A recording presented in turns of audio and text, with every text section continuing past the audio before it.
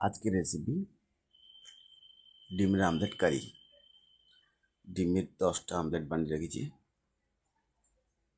আদা রসুন নিয়েছি,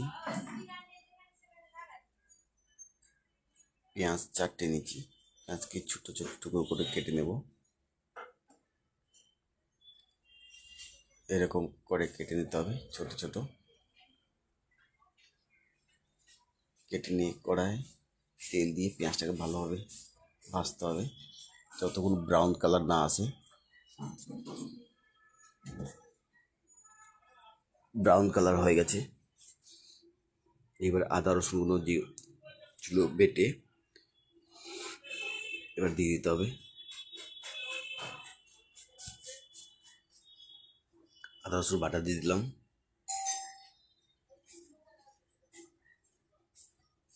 ভালোভাবে মশলা কষতে হবে এটাকে।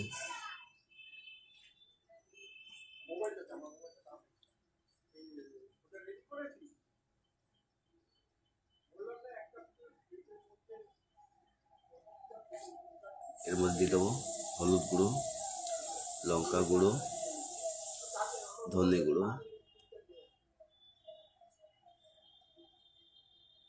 দিয়ে ভালোভাবে নাড়বো এটাকে।